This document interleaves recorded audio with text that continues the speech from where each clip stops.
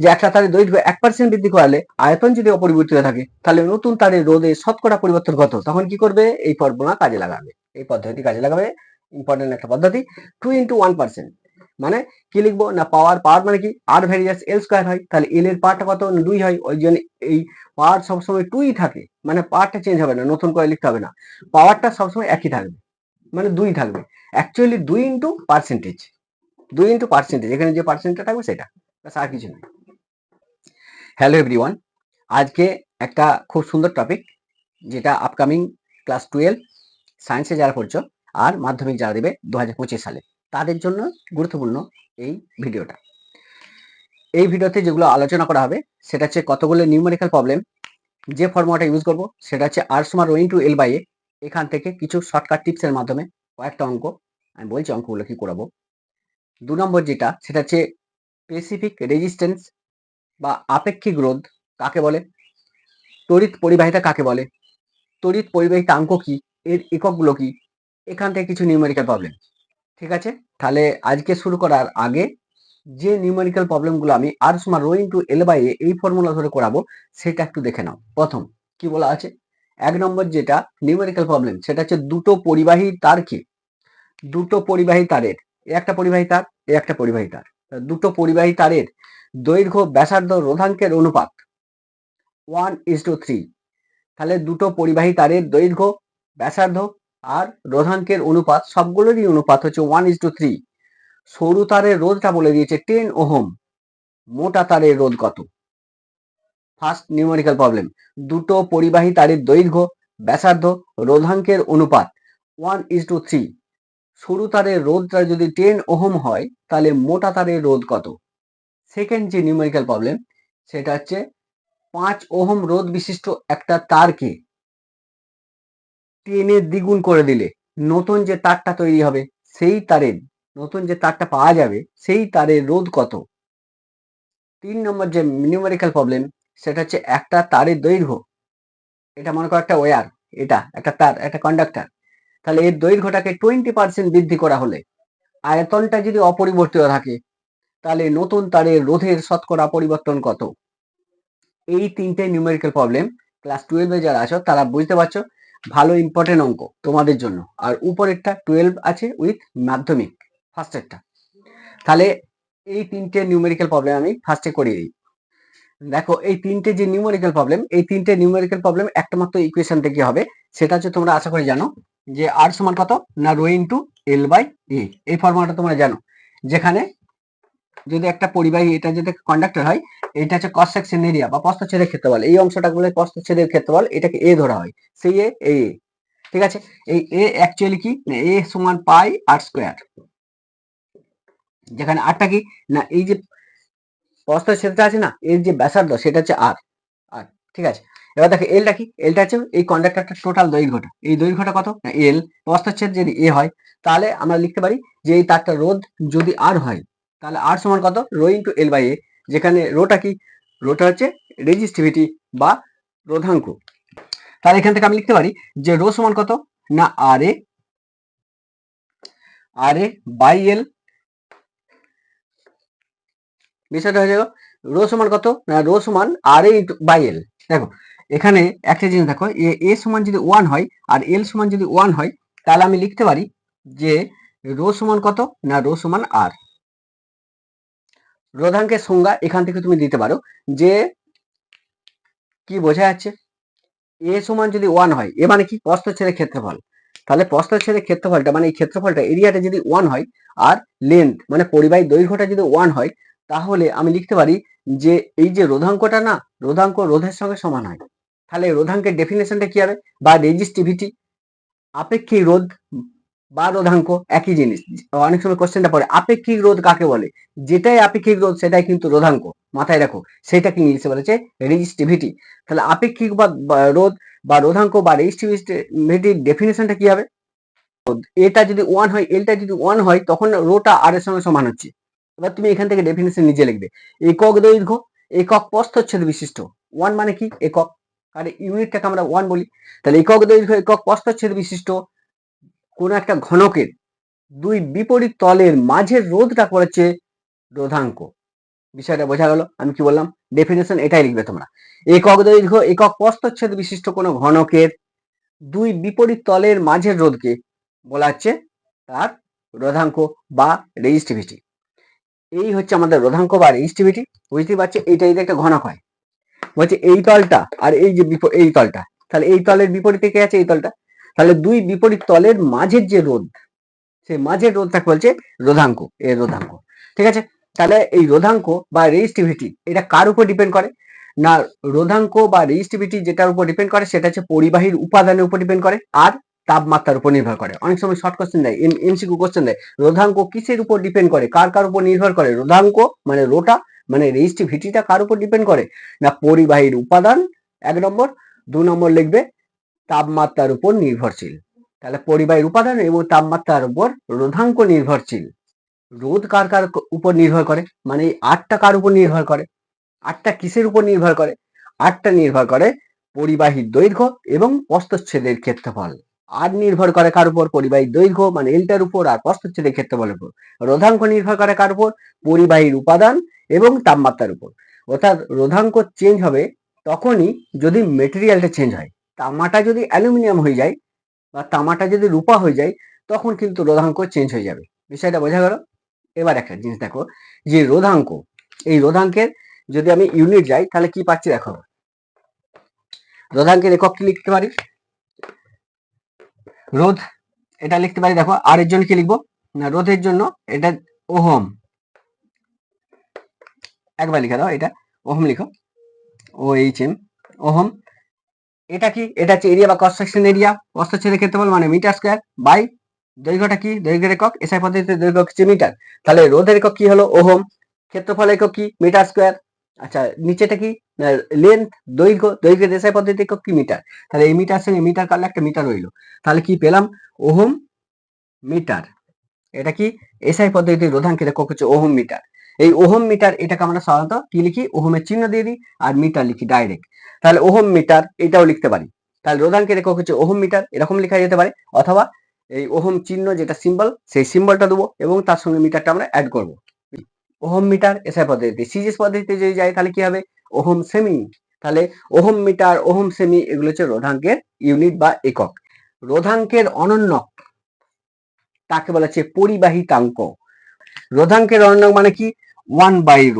এই 1/ρ টাকে বলা হচ্ছে পরিবাহিতাঙ্ক। এটাকে সিগমা দিয়ে ডিনোট করা হয়। এটা হচ্ছে সিগমা চিহ্ন। তাহলে ভালো করে বুঝে নাও। তাহলে এটা হচ্ছে সিগমা। তাহলে সিগমা দিয়ে কাকে ডিনোট করা হয়? না, পরিবাহিতাঙ্ক। পরিবাহিতাঙ্ক কাকে বলে? রোধাঙ্কের অনন্যক 1 বাই রোধাঙ্ক, এইটাকে বলা হচ্ছে পরিবাহিতাঙ্ক। মানে কি? রোধাঙ্কের অনন্যককে বলা হচ্ছে পরিবাহিতাঙ্ক। তাহলে পরিবাহিতাঙ্কের এই সিগমা, এই পরিবাহিতাঙ্কের ইউনিট কি হবে? দেখো, রোধাঙ্কের ইউনিট কি পেয়েছি? না, ওহম, ওহম মিটার, এসআই পদ্ধতিতে যদি যাই। তাহলে পরিবাহিতাঙ্কের একক কি হবে? ওহমটা কি হবে? ওহম এরকম লিখতে পারি, ohm to the power -1 metre to the power -1। তাহলে আমি সিগমার ইউনিট অর্থাৎ পরিবাহিতাঙ্কের একক। তাহলে পরিবাহিতাঙ্কের একক কি হয়? ওহম টু দি পাওয়ার -1 বা ওহম ইনভার্স মিটার ইনভার্স হতে পারে। আরেকটা কি লিখতে পারি? নিচে কি আছে? এটা ওহম না লিখে আমি কেমন ওহমের চিহ্ন দিতে পারি। তাহলে এটার পরিবর্তে কি লিখবো? ওহমের চিহ্ন দিয়ে দাও। ওহমের চিহ্ন দিলাম, to the power -1 metre to the power -1, এটা লিখতে পারি। বোঝা গেল?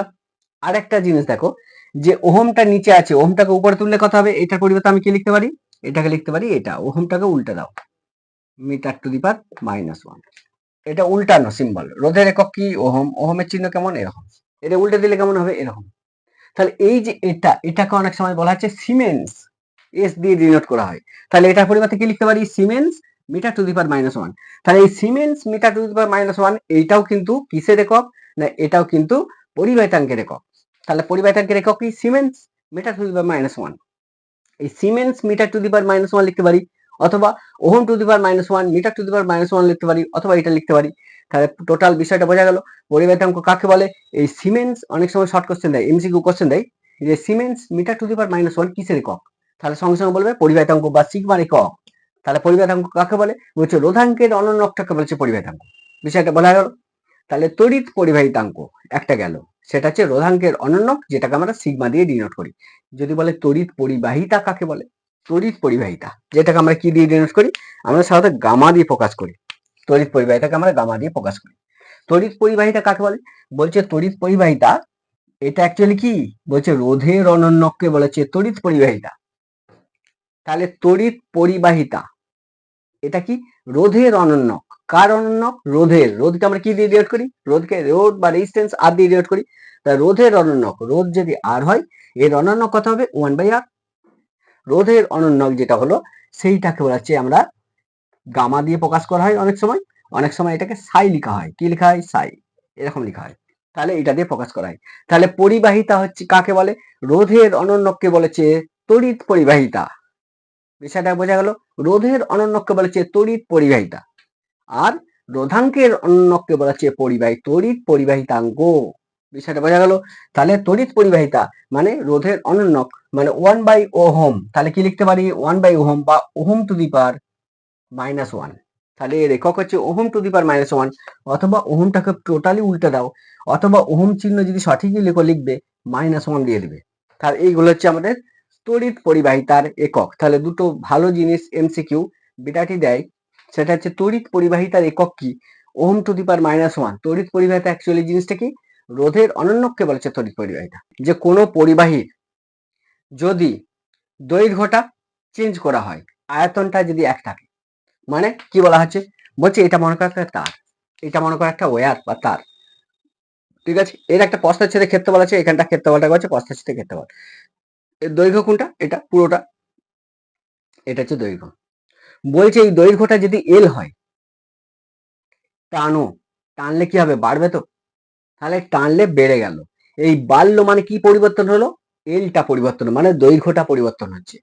প্রস্থচ্ছেদ এটা হচ্ছে, এটা পরিবর্তন হচ্ছে। একটা তারকে যদি টেনে বড় করো তাহলে কি হবে? যেমন দৈর্ঘ্যে বাড়বে, প্রস্থচ্ছেদটা কি হবে? কমবে। তাহলে দৈর্ঘ্য যদি বাড়ে, প্রস্থচ্ছেদটা কমলো, কিন্তু আয়তনের কি পরিবর্তন হলো? এটার আয়তনের পরিবর্তন হলো? আয়তনের পরিবর্তন হচ্ছে না। মানে একই মেটেরিয়ালটা থাকছে তো। তাহলে মেটেরিয়ালটা যেহেতু একই থাকছে, আয়তনের পরিবর্তন হচ্ছে না। তাহলে কোনো পদার্থকে টেনে যদি বাড়ানো হয় বা কোনো পরিবাহীটাকে টেনে যদি বাড়ানো হয়, তাহলে এলটা চেঞ্জ হয়। কিসের চেঞ্জ হয়? এল মানে দৈর্ঘ্য চেঞ্জ হয়। আর কি হয়? দৈর্ঘ্যটা বাড়লে প্রস্থচ্ছেদটা কি হবে? কমে যাবে, মানে প্রস্থচ্ছেদটাও পরিবর্তন হয়। কিন্তু ভিটা বা আয়তনটা বা ভলিউমটা কোনো পরিবর্তন হয় না। এই যে কোনো তারকে টেনে দ্বিগুণ করা, 4 গুণ করা, 5 গুণ করা, এই ধরনের জিনিস যদি ঘটে, তাহলে কি তারটার দৈর্ঘ্য বাড়ালো, মানে কি যত দৈর্ঘ্য বাড়বে তত কি হবে? রোধ বাড়বে। তাহলে এই যে নতুন রোধ তৈরি হবে, এই রোধটা আমরা একটা লিখতে পারি যে এল যদি চেঞ্জ হয়, কি কি চেঞ্জ হবে? এল মানে দৈর্ঘ্য, আর এ এই দুটো যদি চেঞ্জ হয়, তাহলে এল মানে পরিবাহী দৈর্ঘ্য এবং পরিবাহীর প্রস্থচ্ছেদের ক্ষেত্রফল, এই দুটো যদি চেঞ্জ হয়, বাট ভি যদি কনস্ট্যান্ট থাকে, তাহলে আয়তন যদি চেঞ্জ না হয়, তাহলে ভিটা কনস্ট্যান্ট, মানে ভি চেঞ্জ হচ্ছে না। কে চেঞ্জ হচ্ছে? দৈর্ঘ্য চেঞ্জ হচ্ছে, আর ক্ষেত্রফল, প্রস্থচ্ছেদের ক্ষেত্রফল চেঞ্জ হচ্ছে। যদি ভি এর পরিবর্তন যদি না হয়, তাহলে একটা শর্টকাট টিপস মনে রাখবে, নতুন তারের রোধ এইটা ভ্যারিজাস কি? এল স্কোয়ার। এইটা একটা গুরুত্বপূর্ণ একটা ইকুয়েশন। নতুন রোধ যদি আর হয়, আর ভ্যারিজাস এল স্কোয়ার। সেই নিয়ে প্রথম আমাদের ম্যাথটা করব, এই নিয়ে একটা ম্যাথ করব, সেটা হচ্ছে আমরা সেকেন্ড যে নিউমেরিক্যাল প্রবলেম এটা করব। তাহলে এবার নিউমেরিক্যাল প্রবলেম দিকে একটু আসা যাক। আচ্ছা, এবার অঙ্কের দিকে আসা যাক। অঙ্কটা কি বলছে? বলছে দুটো পরিবাহী তারের দৈর্ঘ্য, ব্যাসার্ধ, রোধাঙ্কের অনুপাত 1:3 হলে সরু তারের রোধ যদি 10 ওহম হয়, তাহলে মোটা তারের রোধ কত? আমরা ফার্স্ট দুটো যেহেতু তার নেওয়া হয়েছে, তাহলে প্রথম তারের রোধ যদি R1 হয়, তাহলে R1 সমান আমরা লিখতে পারি যে ρ1 ইন্টু L1 বাই A1। এবার এখানে দেখবে যে প্রথম তারের ব্যাসার্ধ, তাহলে প্রথম তারের ব্যাসার্ধ, প্রথম তারের ব্যাসার্ধ, তাহলে প্রথম তারের ব্যাসার্ধ R1, তাহলে A1 সমান কত হবে? না পাই R1 এর স্কোয়ার। ব্যাস, এইটা একটু লেখা হবে। দেখো, এবার দেখো, তাহলে এখান থেকে আমি লিখতে পারি যে R1 সমান কত? ρ1 L1 বাই পাই R1 তার হোল স্কোয়ার। এটা হচ্ছে 1 নম্বর সমীকরণ। প্রথম তারের ক্ষেত্রে যেহেতু দুটো তার ছিল, দুটো পরিবাহী তার ছিল, তার প্রথম পরিবাহীর ক্ষেত্রে এটা। দ্বিতীয় পরিবাহীর ক্ষেত্রে কি? না দ্বিতীয় পরিবাহীর ক্ষেত্রে মনে করো R2 ধরো, যে R2 সমান কত? এই সিমিলার ধরে করো যে ρ2 তার রোধাঙ্কটা আলাদা, আচ্ছা L2 বাই পাই R2 তার হোল স্কয়ার। এটা 2 নম্বর সমীকরণ হয়েছে।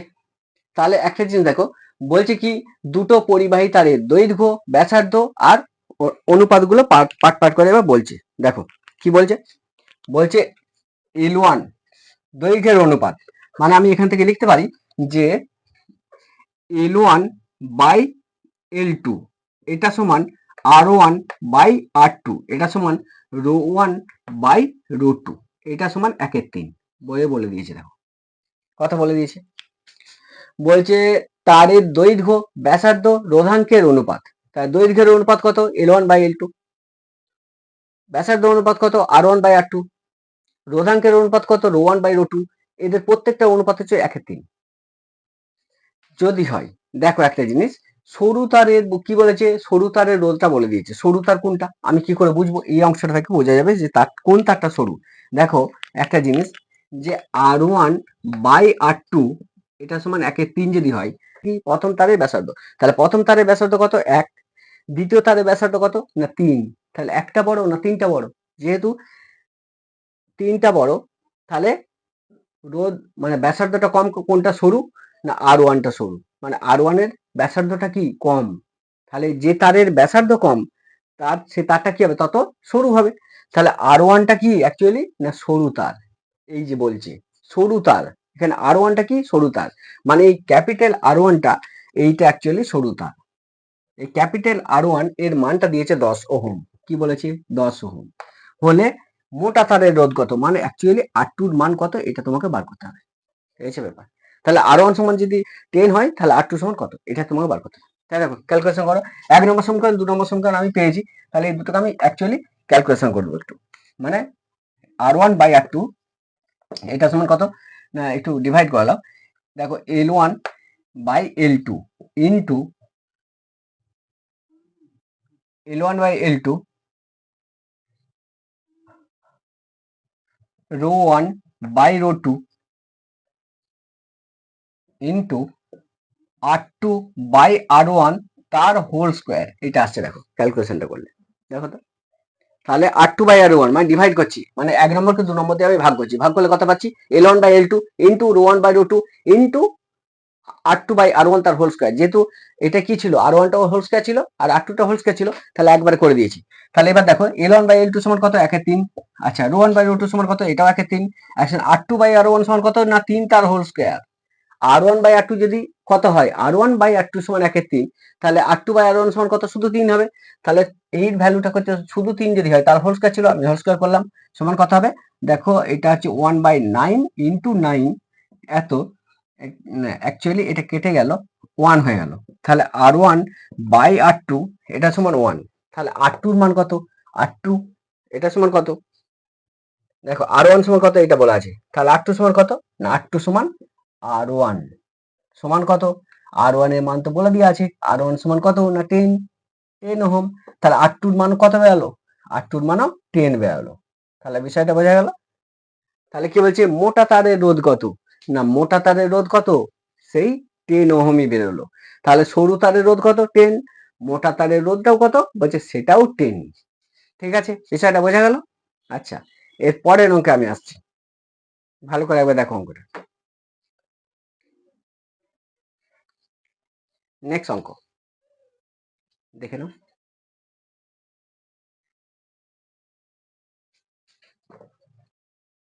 নেক্সট যে অঙ্কটা সেটা কি বলছে? 2 নম্বর অঙ্ক, মানে 5 ওহম রোধ বিশিষ্ট একটা তারকে টেনে দ্বিগুণ করে দিলে নতুন তারের রোধ কত? তাহলে এখানে একটা তার ছিল 5 ওহম রোধ, এই তারটাকে, এটা কত ছিল? না 5 ওহম। 5 ওহম এই রোধটা ছিল 5 ওহম। তাহলে এটাকে টেনে দ্বিগুণ করে দেওয়া আছে। দেখো একটা ফর্মুলা আছে, কোনো তারকে যদি টেনে দ্বিগুণ করে দেওয়া হয়, 4 গুণ করে দেওয়া হয়, 5 গুণ করে দেওয়া হয়, আমরা একটা কি জানি বলতো? যে আর ভেরিয়াস এল স্কয়ার, এটা জানি। এই ফর্মুলাটাকে কাজে লাগবো। তাহলে নতুন তারের রোধটা কত হবে? না সেটা যদি আর ডট হয়, আর ডট সমান কত? না পুরোনো তারের যে রোধটা ছিল সেটা ইন্টু এন স্কোয়ার। তাহলে এটা হচ্ছে ফর্মুলা, পুরোনো তারের রোধ যা ছিল তাই থাকবে ইন্টু এন স্কোয়ার। যেখানে এনটা কি বলছে? এনটা হচ্ছে কত গুণ, কত গুণ বাড়া হয়েছে, কত গুণ বাড়ানো হলো বা কমানো হলো, কত গুণ বাড়ানো হলো বা কমানো হলো, এটা হচ্ছে কত গুণ বাড়ানো হলো। এখানে কি বলছে 5 ওহম, আটটা কি, আটটা হচ্ছে যে তারটা রোধটা কত ছিল সেটা। তাহলে এখানে আর সমান কত, না আর সমান 5 ওহম। আর কি বলা আছে এন সমান কত, কগুণ বাড়ানো হয়েছে, দ্বিগুণ করা হয়েছে মানে 2। ব্যাস, মানগুলো বসাও। তাহলে আর ডট সমান কত, আর এর পরিবর্তে 5 ইন্টু 2 এত। দেখো 5 ইন্টু কত হবে, না এন সমান যদি 2 হয় তাহলে এন স্কোয়ার সমান কত, 2 স্কোয়ার। তাহলে এটা লিখতে পারি না 5 ইন্টু 4 সমান 20 ওহম। তাহলে নতুন তারের রোধ কত, 20 ওহম। তাহলে মূল ফর্মুলা, এটা একটা গুরুত্বপূর্ণ ফর্মুলা, এটা মনে রাখবে। কোনো তারকে যদি 10 এ দ্বিগুণ করে দেওয়া হয়, 3 গুণ করে দেওয়া হয়, তখন নতুন তারের রোধ কত, এর যে ফর্মুলা সেটা হচ্ছে আর এন স্কোয়ার। যেখানে আরটা কি, পুরনো যে তারটা ছিল তার রোধটা কত, এটা যেমন বলেছে 5 ওহম রোধ বিশিষ্ট একটা তারকে, তাহলে পুরনো তার রোধ কত, না তার 5, আমাদের আর এর ভ্যালু 5 ছিল, তারটাকে 10 এ কি করা হয়েছে, দ্বিগুণ করে দেওয়া হয়েছে, মানে এন সমান কত হলো, 2 হলো। তাহলে আর এন স্কোয়ার ফর্মুলা অথবা এন স্কোয়ার আর, এটাও লিখতে পারি। ফর্মুলা হচ্ছে ভিভিআই ফর্মুলা। বিষয়টা বোঝা হলো আমি কি বলতে চাইলাম। দেখো আর কিছু, নেক্সট যে অঙ্ক সেটা হচ্ছে 3 নম্বর অঙ্ক। একটা তারের দৈর্ঘ্য 20% বৃদ্ধি করা হলো, বলছে একটা তারকে টেনে 20% বাড়িয়ে দেওয়া হয়েছে। ভিটা যদি অপরিবর্তিত থাকে, মানে আয়তন যদি অপরিবর্তিত থাকে, তাহলে নতুন তারের রোধ এর শতকরা পরিবর্তন কত। তাহলে এটা হচ্ছে বিষয়। তাহলে দেখো আয়তন অপরিবর্তিত থাকলে আমরা জানি কি, নতুন তারের রোধ আর ভ্যারিয়াস এল স্কোয়ার, এটা ফর্মুলাটা জানি। যদি একটা তারের আয়তনটা অপরিবর্তিত থাকে, কোনো পরিবাহী আয়তন টানা হচ্ছে কিন্তু আয়তনটা যদি অপরিবর্তিত থাকে, সেক্ষেত্রে আমরা কি লিখতে পারি, যে আর ভ্যারিয়াস এল স্কোয়ার, এটা লিখতে পারি। সেই ফর্মুলা এখানে কাজে লাগাবো। তাহলে প্রথমে কি বলছে দেখো, R two by R one সমান কি আমি লিখতে পারি এখানে, যে R two by R one এটা সমান কত, এই ফর্মুলা ধরে করছি। তাহলে এল টু তার whole square by L one তার হোল স্কোয়ার, এটা লিখতে পারি। দেখো R two by R one সমান L two by L one তার হোল স্কোয়ার লিখতে পারি, অথবা এটা লিখতে পারি। তাহলে R two by R one, দেখো এখানে আর টু বাই আর ওয়ান এটা সমান এল এল টু বাই এল ওয়ান তার হোল স্কোয়ার লিখতে পারি। এল টু মানে কি, বলছে টানার পরে যে দৈর্ঘ্যটা হয়েছে টোটাল সেটা। এল ওয়ানটা কি, এল ওয়ানটা হচ্ছে প্রাথমিক দৈর্ঘ্য। ধরি এল ওয়ান, ধরি প্রাথমিক দৈর্ঘ্য, তারের প্রাথমিক দৈর্ঘ্য, প্রাথমিক দৈর্ঘ্য তারটার প্রাথমিক দৈর্ঘ্য মানে এল ওয়ান, এটা সমান 100 ধরো। তাহলে কি করা হয়েছে, 20% বাড়ানো হয়েছে, মানে আগে দৈর্ঘ্য ছিল 100, 20% বাড়ানো হলে এখন দৈর্ঘ্য কত হবে, 100 প্লাস 20 মানে 120। তাহলে এটা হচ্ছে 120। তাহলে এটা একটু মানটা বসাবো। তাহলে R two by R one এটা সমান কত, এল টুর পরিবর্তে কত বসাবো, এল টুর পরিবর্তে 120, এটা পরিবর্তে কত 100 তার হোল স্কোয়ার। তাহলে এটার সঙ্গে এটা কাটলো, মানে অ্যাকচুয়ালি 12 বাই 10 তার হোল স্কোয়ার, এটা সমান কত 144 বাই 100। কার মান পেলাম, R two by R one. তাহলে R two by R one, আর টুটা কি, এই যে বাড়ানো হয়েছে, বাড়ানোর পরে যে রোধটা হলো সেই রোধটাই হচ্ছে আর টু। আর আর ওয়ানটা কি, এই তারটাকে যখন বাড়ানো হয়নি, 20% যখন বাড়ানো হয়নি, তখন যে রোধটা ছিল সেটা হচ্ছে আর ওয়ান। তাহলে আর টু বাই আর ওয়ানের ভ্যালু কত পেলাম, 144 বাই 100 এটা পেলাম। কি বলছে, এটা হচ্ছে রোধ। এবার কি বলছে, না রোধের শতকরা পরিবর্তন, রোধের শতকরা পরিবর্তনের ফর্মুলা কি, একটা জিনিস দেখো, রোধের শতকরা পরিবর্তনের ফর্মুলা একটা, সেটা কি বলছে, এইটা R two minus R one by R one into 100। যে কোনো জিনিসে যখনই শতকরা পরিবর্তন বলবে তখন কি করবে, অন্তিম রোধ মাইনাস প্রাথমিক রোধ বাই প্রাথমিক রোধ ইন্টু 100। কি বলছি, শতকরা পরিবর্তন যখনই বলবে, তাহলে মনে করো রোধের বলছে, তাহলে কি বলবো, অন্তিম রোধ মাইনাস প্রাথমিক রোধ বাই প্রাথমিক রোধ ইন্টু 100, এটা শতকরা পরিবর্তন। তাহলে এই শতকরা পরিবর্তনের এটা হচ্ছে রাশিমালা, শতকরা পরিবর্তন। দেখো এই পর্যন্ত টোকাতে ভালো করে দেখো, আমি একটু মুছবো। তাহলে শতকরা পরিবর্তন তার রাশিমালা আমি কি পেলাম, তাহলে যে শতকরা পরিবর্তন বলে, তাহলে তার রাশিমালা কি পেলাম, R two by R two minus R one. তাহলে কি পেলাম, শতকরা পরিবর্তন। রোধের শতকরা পরিবর্তন, নতুন রোধের শতকরা পরিবর্তন, এটা এটা সমান কত, না R two minus R one by R one into 100। ব্যাস, এবার একটু ক্যালকুলেশনটা করো। দেখো এটাকে যদি করি, যে R two by R one, আমি আর ওয়ান ভাগ করছি, মাইনাস ওয়ান লিখতে পারি, মাইনাস ওয়ান ইন্টু 100 লিখতে পারি। দেখো R2/R1 -1 যদি ভাগ করি তাহলে ইন্টু 100। এবার দেখো R2 বাই R1 এর ভ্যালু কত? আমরা পেয়েছি 144/100 -1 ইন্টু 100। এটা সমান কত? 144 থেকে আমি 100 মাইনাস করবো বাই 100 ইন্টু 100। এটার সঙ্গে এটা কাটো, সমান কত? না 44%। তাহলে রোধের শতকরা পরিবর্তন কত? না 44%। এটা হচ্ছে রোধের শতকরা পরিবর্তন। তাহলে এইভাবে কিন্তু অঙ্কটা করতে হয়। তাহলে এই ধরনের যদি অঙ্ক পড়ে তাহলে এর করার যে নিয়মটা, সেই নিয়মটা কিন্তু এই পদ্ধতি। ভালো করে দেখে নাও। তাহলে কত পার্সেন্ট রোধের শতকরা পরিবর্তন? কত পার্সেন্ট? না 44%। বিষয়টা হলো। এরপর যদি বলো যে আমরা এত বড় করে করতে পারবো না, নিটে যারা পরীক্ষা দেবে তারা কি করবে? এত বড় করবে? তাহলে তাদের ক্ষেত্রে কি হবে? শর্টকাট, চোখে দেখবো, অ্যান্সার দেবো। তার পদ্ধতি কি আছে? তার পদ্ধতি একটা ছোটখাটো আছে, সেটা একটু ভালো করে দেখো। যে আমি এত বড় করবো না, আমি শর্টকাট পদ্ধতিতে করবো, চোখে দেখবো, অ্যান্সার দেবো। তার পদ্ধতি কি আছে? বলছে এই যে পরিবর্তনটা, এই পরিবর্তনটা যদি লেস দেন ইকুয়াল 5% হয়। কি বলছে? বলছে পরিবর্তনটা এখানে বলছে কত? 20%। যদি 20% না বলে, নিচে যে কোশ্চেন গুলো পড়ে সেগুলো 20% সাধারণত বলে না, অতটা বাড়ায় না। 1%, 2%, 3% এরকম বলে। যেমন একটা কোশ্চেন বলে ওরা, যেটা বেশিরভাগ দেখি, যে একটা তারের দৈর্ঘ্য 1% বাড়ানো হলো, এটা কত আছে? 20%। না করে কি করা হলো? বলছে 1% বাড়ানো হলো। আয়তনটা যদি অপরিবর্তিত থাকে তাহলে নতুন তারের রোধের শতকরা পরিবর্তন কত? 1%। মানে কি? লেস দেন ইকুয়াল 5, অর্থাৎ 5 অথবা 5-এর থেকে কম হলে, যদি 5 হয় তাহলেও এই পদ্ধতি কাজে লাগবে, আর যদি 5-এর থেকে কম হয় তাহলে তো লাগবেই। কিন্তু 5-এর থেকে যদি বেশি হয় তাহলে এই পদ্ধতি কাজে লাগবে না, এই বড় পদ্ধতি করতে হবে, কিছু করার নেই। ঠিক আছে? তাহলে এটা 1% বলেছে, মানে এই পদ্ধতি আমি কাজে লাগাবো। পদ্ধতিটা কি?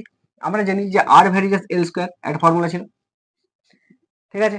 তাহলে পদ্ধতি যেটা, সেটা তোমরা এটা করবে, যে কি না পাওয়ার ইনটু পার্সেন্টেজ। কি? পাওয়ার ইনটু পার্সেন্টেজ। তাহলে এই পদ্ধতিটা কি? না পাওয়ার ইনটু পার্সেন্টেজ। পাওয়ারটা মানে কি? এই যে একটু আগে ফর্মুলাটা পেয়েছিলাম, যে দৈর্ঘ্যটাকে চেঞ্জ করা হচ্ছে, আয়তনটা যদি অপরিবর্তিত থাকে সেক্ষেত্রে আর ভ্যারিয়াস এল স্কোয়ার। এই এল স্কোয়ারের যে পাওয়ারটা, এই পাওয়ারটার কথা বলা আছে। তাহলে পাওয়ার মানে কত? না 2 ইনটু পার্সেন্টেজ। পার্সেন্টেজ কত? 1 আছে। কত পার্সেন্ট বৃদ্ধি করা হয়েছে? 1%, 2%, 3%, সেই পার্সেন্টেজটার কথা বলা হচ্ছে। 1% বাড়ানো হয়েছে, তাহলে 1 হবে। ঠিক আছে? এত কি না এত পার্সেন্ট সমান 2%। তাহলে যদি কোশ্চেনটা হয় এরকম, যে একটা তারের দৈর্ঘ্য 1% বৃদ্ধি করালে আয়তন যদি অপরিবর্তিত থাকে তাহলে নতুন তারের রোধে শতকরা পরিবর্তন কত? তখন কি করবে? এই ফর্মুলা কাজে লাগাবে, এই পদ্ধতি কাজে লাগাবে। ইম্পর্টেন্ট একটা পদ্ধতি। 2 × 1%। মানে কি লিখবো? না পাওয়ার মানে কি? আর ভ্যারিয়াস এল স্কয়ার হয়, তাহলে এল এর পাওয়ারটা কত? 2 হয়। ওই জন্য এই পাওয়ার সবসময় 2ই থাকে, মানে পাওয়ারটা চেঞ্জ হবে না, নতুন করে লিখতে হবে না, পাওয়ারটা সবসময় একই থাকবে, মানে 2 থাকবে। অ্যাকচুয়ালি 2 × পার্সেন্টেজ, 2 × পার্সেন্টেজ, এখানে যে পার্সেন্টটা থাকবে সেটা, আর কিছু নয়।